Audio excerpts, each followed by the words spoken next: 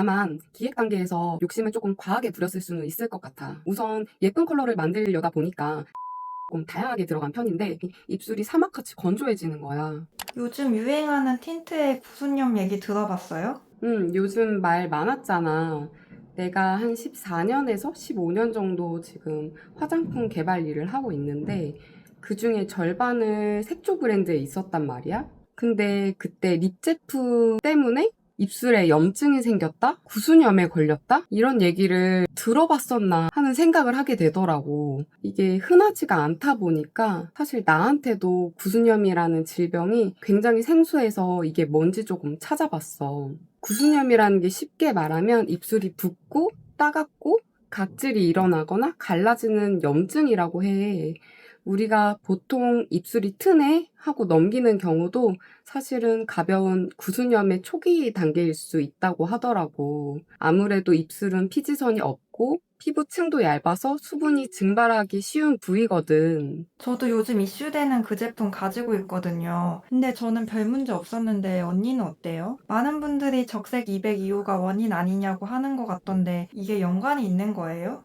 많이들 그렇게 얘기하고 있더라. 근데 사실 적색 202호는 우리나라도 그러고 미국, 유럽에서도 색조 제품에 흔하게 볼 수 있는 성분이야. 아마 그렇게 위험했으면 사용 자체를 못하게 하지 않았을까? 그럼 적색 202호가 흔하게 사용되는 성분이에요?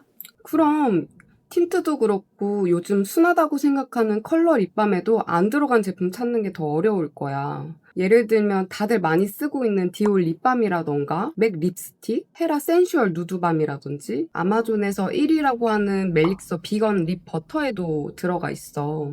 그럼 왜 특정 립 틴트에서만 구순염을 일으켰다는 얘기가 많은 걸까요? 사실 어떤 특정 성분이 문제다라고 얘기하긴 어려워. 문제가 있는 성분이었다면 화장품 용도로 쓸 수가 없었겠지. 다만 기획 단계에서 욕심을 조금 과하게 부렸을 수는 있을 것 같아.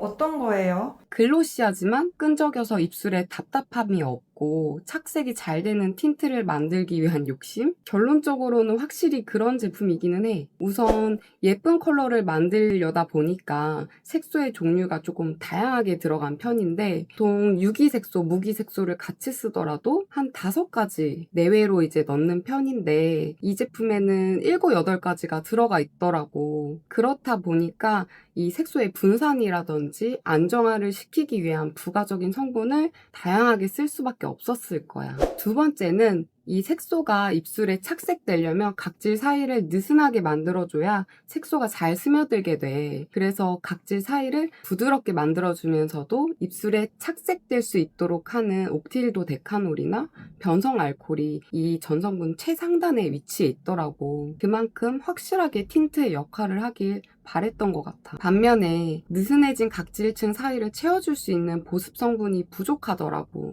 아무래도 입술 사이 수분이 빠르게 증발하다 보니 입술이 사막같이 건조해지는 거야. 세 번째는 탕후루나 유리알 같은 광채를 만들지만 끈적임을 최소화하고 싶었던 것 같아.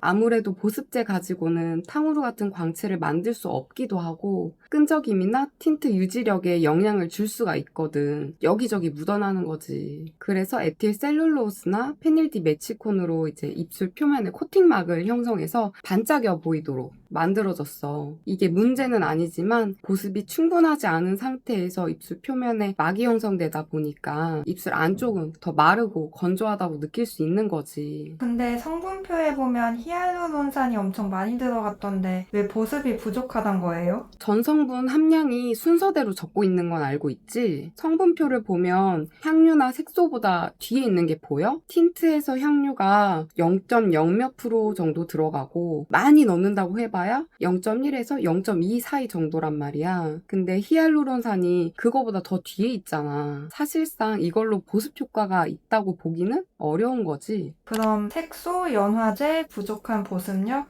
이 세 가지가 복합적으로 작용해서 구순염이 생겼다는 걸까요? 아니, 그렇다고 구순염이 생기지는 않아. 염증이잖아. 다만 입술이 민감해지기 쉬운 상태에서 침을 바른다던가 하는 다른 자극에 노출이 되면 문제가 생길 수 있는 거지. 그럼 언니는 계속 쓸 거예요, 이 제품을? 저도 구순염이 걱정돼서 이걸 계속 써야 되나 버려야 되나 고민되더라고요. 왜 버려? 지금까지 문제가 없었다면 그대로 사용하면 돼. 좀 걱정이 되면은 바르기 전에 보습제를 조금 충분히 발라서 흡수시키고 사용하면 되지. 근데 이미 입술이 가렵고 따가워진 상태라면 바로 사용 금지. 입술 피부가 정상화될 때까지 기다려주는 게 좋을 것 같아.